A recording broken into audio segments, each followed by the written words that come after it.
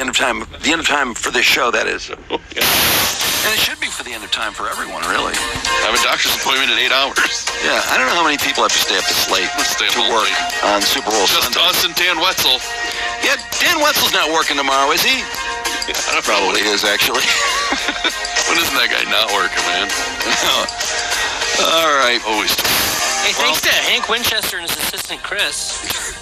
You guys remember Chris Durham, right? Yeah. A-R-I-S. I seriously was starting to believe that Hank had an assistant. I thought it was really cool, first of all. It was driving me nuts because I knew it was going to be somebody like Chris Durham or Sam Martin or somebody that runs in Hank's circles. Well, he tried so hard to be convincing, and I wonder why. Just to fuck with us. Probably. But I mean, Miss Stafford. Yeah. Thanks to Orlovsky. Drew's gotta tell you friend, Kirk Gibson, too. Yeah. I feel like Hank was surprised that he had Hank's phone, too.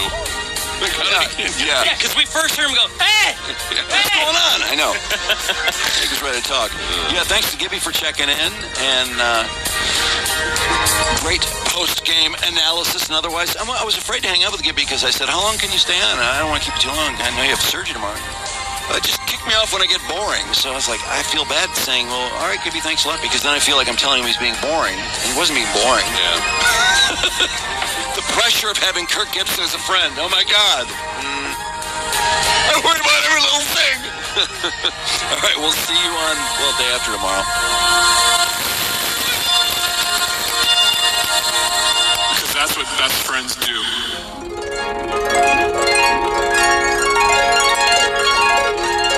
6, 5, 4, 3, 2, 1.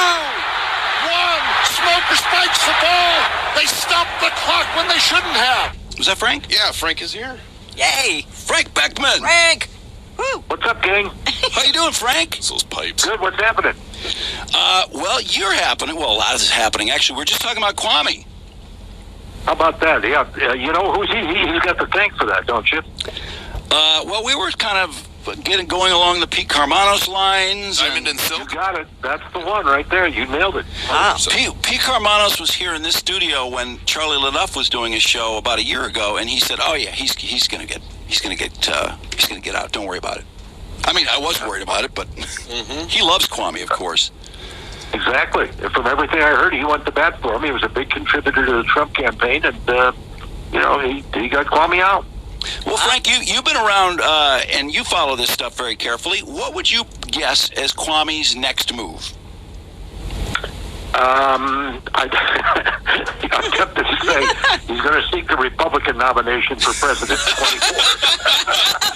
Oh, we're gonna regret laughing at this. Hell yeah. My guess is the Church of Kwame, where he becomes an inspirational religious leader who separates people from their money. That's what he does best. He does. And he was good at that, wasn't he? He was. He's very good at it. Yeah. Just a thought. But, the other thing was Mike Duggan seems to be so happy about this. And what does Mike Duggan get out of saying nice things about Kwame Kilpatrick right now, a man who has no contrition whatsoever? Well, when Mike Duggan does things like that, you have to look at the political side of it, in my opinion. And the political side is Mike Duggan has a largely African-American city and constituency that's going to vote when he runs for re-election. Oh. And he thinks that getting Kwame out shows that he is on their side and they will vote for him as a result. That's my own feeling. You could be right about that. I think he might. Do you think Mike Duggan's right about that? Yeah. About believing that his constituency will see this as a big victory. I believe that, yeah. You do? Okay. How about you guys? Probably mainly because of the race factor. Right. Mm-hmm. I don't know if I agree with that. I think a lot of Detroit is not fooled by Kwame Kilpatrick anymore. But I think there's a lot of loud people who are still on his side. Well, a lot of policy and tastemakers, as it would be. Yeah, but I don't know if, generally speaking, we'll find out. We'll see. I don't know what's going on. It seemed like, I feel like Mike has a plan for him doing something. I don't know. That's what scares me. I don't think Kwame will step foot in Detroit. I really don't. His family's not here. What do you think, Frank? That's a great question, but where does he go? Yeah. Atlanta, isn't his mom? I don't know where his other landing spots are. I think his mom's down in Atlanta. There's a nice pipeline there of money that he can separate from people. I don't think he has the balls to come back here. Oh, he's got balls. He does have balls. Yes, he does. When he was on Just ask Christine Beatty, right? Yeah, she's in Atlanta. She's in Atlanta. You're right. There's your answer, True. Yeah. There you go, Atlanta. And he is divorced, so I can tell you the first thing on his mind is The strip clubs. I need you so bad. Hey, female, somebody. Who will it be? Well, Frank, you weren't expecting to bump into all this, were you? Oh, I don't know. I sort of expected it. Come on, you guys got a reputation. I forgot about that. You guys weren't expecting me to answer that way, that's all. No, that was a good answer. Yeah. So, Frank, is it 48 years at WJR? Yeah, 48 at WJR and, over 50 overall in the business. But, 48 at WJR, and who would have thunk it? I got hired as a young newsman by a news director named Dave White. And I'll never forget, when he decided to hire me, he called me up and he said he had told me that the starting pay would be either $12,000 or $12,500. And he called me up and he said, "We're able to pay you the $12,500. We'd like you to start on Monday." I'm in. Yeah. Well, wow, that's more than I started at in 1983, but I didn't start in Detroit. So that sounds like big dough for 1973, 72? Yeah, 72. I thought it was big dough at the time. Yeah. More than I ever made before, I'll tell you that. Yeah, not bad for radio. So then, when exactly, how did you segue? Because you end up doing Michigan football by 1981, which is what so many people know you for, in that incredible resonant voice. How did you get from doing news in 72 to doing Michigan football in 81, which is a dream job? Well, in between, I'd always wanted to do sports. And after I'd been hired in news and worked there for a few years, and, I sort of cut my teeth there and proved to the station I could competently do things, they were looking for somebody to move over to sports. And I volunteered. I said, "I'll do sports. I've always wanted to do sports." So they put me in sports. Bob Reynolds, the legendary sports reporter and anchor, wound up leaving, and I wound up as the sports director and started a sports talk show, and they let me do that, and then, that morphed into doing Tiger baseball. They knew I wanted to do play-by-play, and they gave me the opportunity, and I just tried not to screw it up. So in 81, I think right when he gets done with his last game, passes away, did you directly succeed him? Were you the next guy up, and what did you... Yes. What's it like? I remember listening to him, and I remember my first game was at Wisconsin, where Darrell Bevel, that name ring a bell now? Oh, yeah. He was the 27-year-old quarterback for Wisconsin. Wow. Yeah. So at any rate, I started doing that. It was great fun. I'll never forget, I drove to Wisconsin to do that first game, and I wanted to sit down with youth to talk about Michigan football and get his take on the entire history of the program, and just kind of fill my head with what he knew. And he was kind enough to invite me to his hotel room the day before the game. We sat down, we talked for an hour or 2 hours, and he just filled me in on everything. And then a short time later, he passed away before the Northwestern game. I'll never forget, I walked to go interview Bo on that day, and Bo walked out of his office, and I said, "What's the matter?" He looked like something was wrong. I said, "What's the matter?" He said, "We just lost youth." Wow. And it was just it was a heartbreaking moment. It really was, because everybody loved the band. Oh yeah, and what was that horn he played after touchdowns? It's funny. He was known for that horn after Michigan touchdowns. You blow that crazy horn, which he claimed was from George Patton. Yeah, The legendary Ron Kramer offered to give me another horn to play if I wanted one. And I said, "Ronnie, I love you, but I can't do that, man." Yeah, that thing was Bob Ufers, of course. Well, what an incredible thing to get that job. Did it take long to get over with Michigan fans? Not that I noticed, no, because I walked in with a clean slate, if you will, and I'd done Lions, but I had not done any other college football games. So I think if I had been the voice of Michigan State or Ohio State or something like that, it might have been some real trouble. But I was given a chance to succeed, and it was a pretty good run for 33 years. Yeah. The stories that I read, a couple of them said that you are the only person who's done Pistons, Red Wings, Lions, and Tigers. And for some reason, I felt like, God, Ray Lane or somebody must have done all four of those. Are you the only one? As far as I know, I'm the only one. Yeah, I used to do, I did for a year, color on the Pistons games on television with George Blaha. Oh. And I'll never forget it because we were in Philadelphia, and I once got to sit down and interview Dr. J. Oh, wow. And that was one of the real highlights of doing sports. But, and then I filled in on a couple of Red Wing games. I remember Bruce Martin's father passed away. Red Wings were playing Edmonton in the playoffs out there in Edmonton. And I flew to Alberta and did the game. And it was just unreal to be able to do Red Wings hockey, too. That's something I never really expected. Now, that wasn't that crazy series where Probert and those guys got in trouble, was it? Oh, yeah. Oh, it was. Goose Loonies, right? Yeah, I only got to do one game, though, so it was harmless. Wow. Now, that must have been, is it hard to do hockey when you just do a few games and, I mean, in all your career? Oh, extremely, yeah. You find out you've got to have a background in these sports and some kind of training for it. And hockey is so hard to keep up with.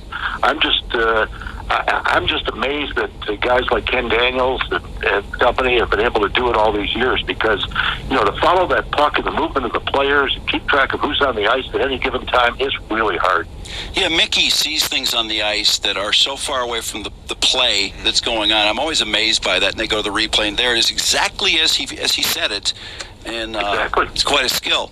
Did you have favorite sports announcers? Mine growing up was Van Patrick. I don't know if you remember the name. He was legendary.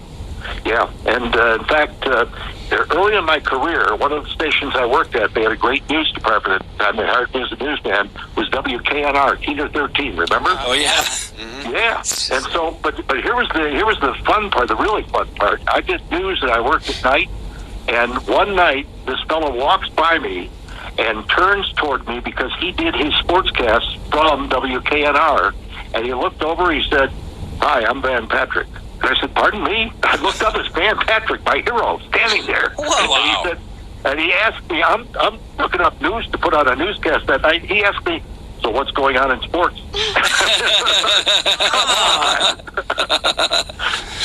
Frank, yeah, there's some great memories.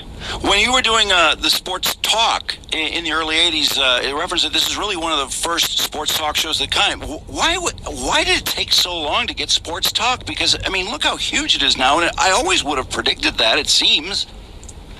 Yeah, they've been experiments. Dave Dials did a show for a while, and but it didn't last. And we just decided to give it a try at JR. And I don't know why it worked, but it was just time. And I want to pass along one story, okay? And it involved Dave Rozema, who's turned into one of my good friends and favorite people. Great guy. But Dave Rozema was pitching against the Minnesota Twins, and he threw inside and he hit this guy named John Castillo. John Castillo, the second baseman? Yeah, the second baseman. He went to my high school. Drew's showing off. He sure did. Castillo charges the mound. Rosie tries to kung fu kick him in the groin and tears up his knee and winds up in the hospital. So I'm doing the show, and I'm just ripping into Rosie going, what an idiot. He tried to kick him in the groin, and, but it's just stupid. And Rosie, all of a sudden, I get a phone call. My producer says, Dave Rozema's on the phone. I said, what? He was in the hospital room listening to the talk show. Wow. And he called up to say, I didn't try to kick him in the groins.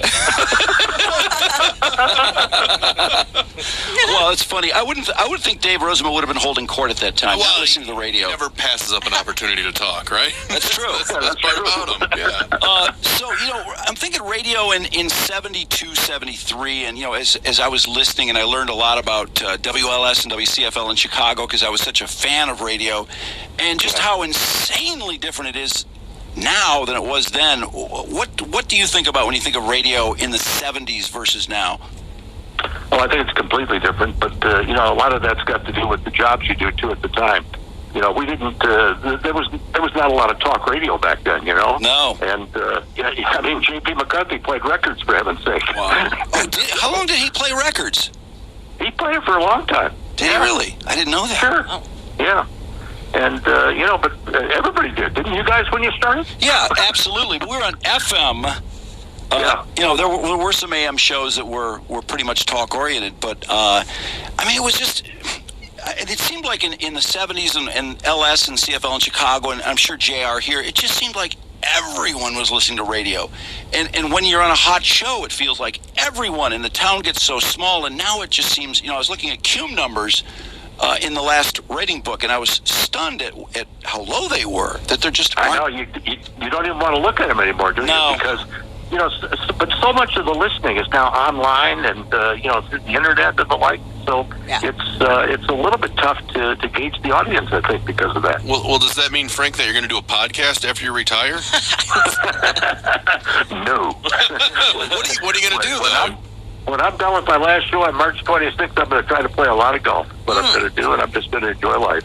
Yeah, I have a feeling you're really going to do that, too. Yeah. Now, you worked with Mike Novak, didn't you? Oh, yeah. Mike was a great friend. In fact, he's the one I'll never forget. We were at a Pistons game, and I saw Mike over there on the other side of the arena out at the Palace, and I walked over to say hello in that corner, and he says, "Hey, I want you to meet a friend of mine." I said, "Yeah, okay, fine." He says, "Frank, this is Bobby Ritchie." I said, "No way." Hey, a kid. I know Mike knew everyone. And he always would say that. He goes, "I want you to be a friend of mine." And mine would be blown. Oh, and here's Bob Seeger coming back with a beer. Hey, wait a minute. Don't laugh. He once brought Seeger out to play golf with us at the Wynn game, okay? Wow. Yeah. And Seeger had just put out a new record. I don't remember which one it was, but he sang the song for the record, the hit song for the record that was just coming out, to us on the 13th or 14th green. Here we are playing golf, and Bob Seeger's singing to us. Oh, wow. Yeah, I heard Bob loves golf. Mike used to say Bob just loved golf. He wasn't very good at it, but he loved it. Frank, who are some other really famous people you've golfed with in a foursome? That I've golfed with? Yeah. Famous people I've golfed with. Gotta be some big names. Well, there's been some pros, but, basically I've done it for fun with my friends. And, Okay. I did that more. I played in a lot of charity tournaments, obviously, and had some great experiences. And I played at the Gibby tournament. It was really cool because I played. I played with Alan Trammell. Was one, and Alan missed a hole in one when we played the last time by about an inch. Wow. And yeah, he would have won a car too. So I'm playing with Alan Trammell. And also on the team is a fellow by the name of Morton Anderson. You remember Morton, the kicker at Michigan State? Sure. Yeah. Mm-hmm. Yeah, he's like the all-time leading scorer there. And in fact, I think he's the all-time leading scorer in the NFL. Yeah, God, he kicked forever. Mm-hmm. Yeah, He's but probably... but those are the kind of guys I got to meet along the way, just having fun playing golf, Wow. And it was a blast. So you've got shows until March, is it 26th? 26, my last show, yep. After that one, I'll be packing up the car and headed to Florida. Wow, you're counting it down. Well, not quite. At one point a while back, I was counting the days, and a friend of mine said, "Nah, you don't want to do that. That's really not healthy for you." And I said, "Okay, I'll stop." Are you enjoying your shows, though? I mean, with that few left? Yeah. Yeah, absolutely. One of the great things about doing it this way, you guys, is that you really have no fear, because what are they going to do to you? That's so true. I know that is the best position to be in. That's no.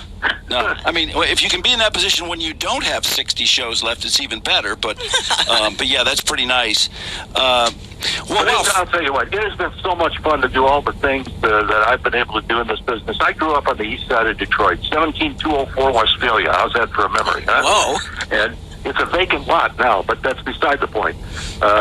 We just, I grew up there, played a lot of sports in the neighborhood, went to school there, went to Osborne High School for a year, and then my parents saw me doing broadcasts on my tape recorder that they had bought me, playing those tabletop games. I was doing them at the dining room table, and I was announcing while I was playing the game. And so they said, "You know what? We've got to do something here. We got to either encourage him or commit him somewhere." So thank God they bought me that tape recorder, and I was able to do the games. And then they moved out to Warren, and at Cusno High School, they had one of those 10-watt educational stations. Yeah. WEHS. A lot of people have gone through there. Oh yeah, and Charlie Lampinen was the teacher, and he was the one I came up with the idea. Said, "Hey, I got an idea. How about if we do some sports? I just take a tape recorder, we record some sports. And the Pistons let me come down and tape a couple of games at Cobo at the time. And then we started doing the high school games, and that morphed into doing football for high school. And we just, that was where I got the start. It was just great. Well, that big voice, Frank, that you have, that I'm so envious of, and so are so many people, that used to be so commonplace in radio. It seems like the big voice has sort of gone away, and I feel like it's almost time for it to come back, because I like that sound. It's interesting you say that, because I've never liked my voice. Really? Yeah, true story. Wow, I got to tell you, through that processing and your voice, of course, itself, listening to a Michigan game, it just sounds like an event to me. And it's not just a big voice, but, of course, the way you express yourself. And I don't know, it sure is different hearing the guys who are doing it now. I mean, Jim's great at what he does, but it's just not the same voice-wise, not even close. Well, I appreciate that. I like going back once in a while. Not too long ago, they replayed some of the broadcasts we had of Michigan games on another station. And I remember tuning in and going, man, you know what? That was pretty cool. Then you start to really appreciate it when you sit there and you hear yourself to remember the game. But, other than that, I pretty much, I've gotten over it. I'm fine, and life has been good. Looking back on those games, I mean, were there Michigan games that really stand out to you as being memorable? Oh, the biggest one, well, there's, Desmond Howard winning the Heisman with that punt return against Ohio State. Oh, yeah. And then 6 years later, Charles Woodson does the same thing and intercepts a pass in the end zone, and Michigan goes on and wins the national championship in the Rose Bowl. So, yeah, I mean, that was magical, and that game against Washington State and Ryan Leaf in the Rose Bowl was one I'll just never, ever forget. It was just classic, and you got chills knowing what was at stake. And the most miserable one had to be the Spartan Bob 1 second one. And I, as a Michigan graduating fan, I constantly reference, they stopped the clock. Well, they shouldn't have. It was nice hearing someone as pissed as I was. Yeah, and you could tell I was pissed. We heard that van ride home was awfully quiet, too, from East Lansing. But there were a lot of hand signals of people with Spartan stickers on their bumpers. Hand signals. That's interesting that when you work with a team for that long, you really start to take it as hard as the players and the coach, don't you? Yeah, in some ways, But the other thing is you know that you can't allow yourself to do that once the game starts. That you've got a responsibility to the listener, to the fans, to describe the action. That's what you're there for, and that's all I ever tried to do. I didn't try to, make myself out bigger than the game or my voice bigger than the game or anything like that. I just really enjoyed calling the action and watching these incredible athletes play. How about Tigers and Lions? Is there a game that sticks out in your mind? Well, Tigers, the last game at Tiger Stadium, that was on TV, of course, when I worked with Al Kaline. And Robert Fick hit a grand slam home run, and Kaline had told him he was going to hit the home run. It was just great. So that was one of the great memories. At Tiger Stadium, though, the broadcast booth was right above home plate, basically. Amazing. And I used to bring a glove to the game. And where I sat, there was it's a true story. There was no netting in front of me. My color guy, Larry Sorensen, had the netting in front of him to protect him and Howard Stitzel, the engineer behind us.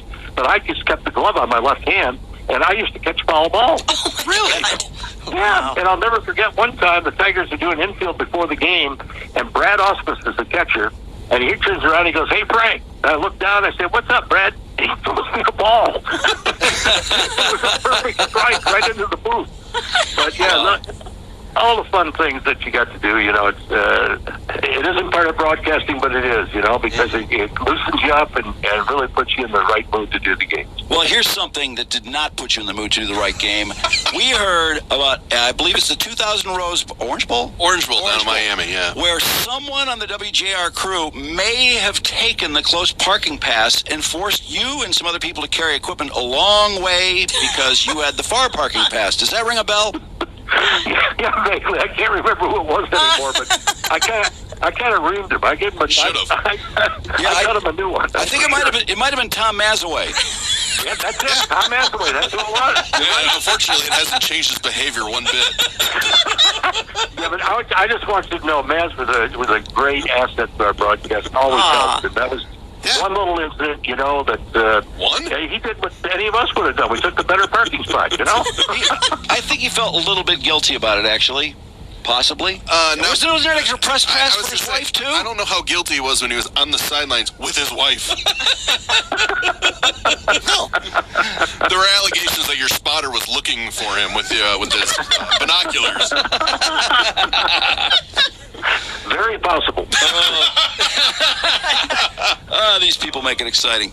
Well, Frank, I just can't believe that this isn't going to be still going on after March 26th, but you sound like you're resolute. You sound happy. You really don't think you're going to miss it. Yeah, I'm sure I'm going to miss it. I make no bones about that. I don't think you can spend this much time working in a job and at a place and not miss it when you step aside. But I'm ready. I'm 70 now, 71, and I really want more time to just get away and play golf and relax and because it's a lot of pressure doing a talk show every day and trying to keep up on everything going on in the world. You don't know what people want to call about, and you got to really be on your toes. So, well, now you can be the caller.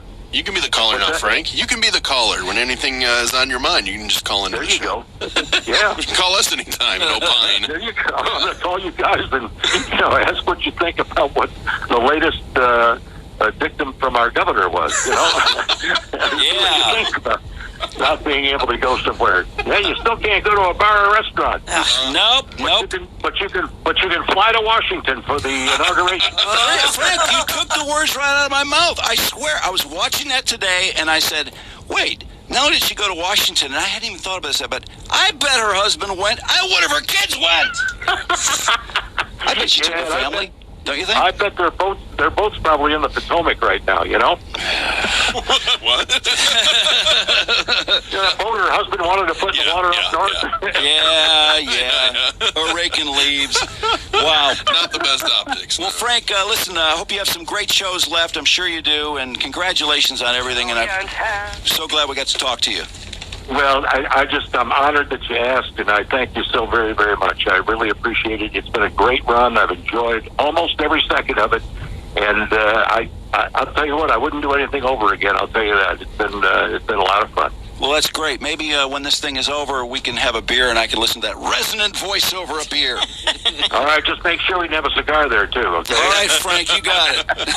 All right, and hold on. You order the beer. I want Balbini on the rocks, okay? You got it. You're on. Nice. Thanks, Frank. All right, talk to you guys. Thank you. Good luck. All right. Oh, I'd love to have a voice like that. Great. Shiny and sparkly and splendidly bright.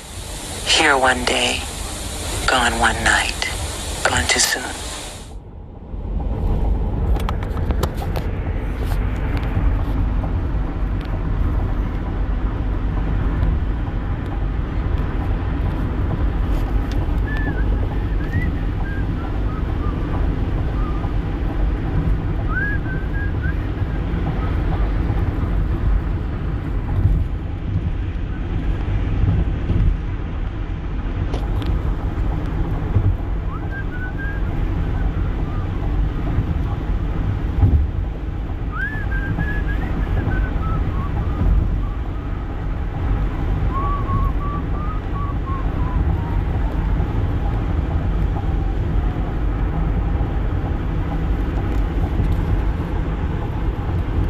Al told him he hit a home run today. Oh!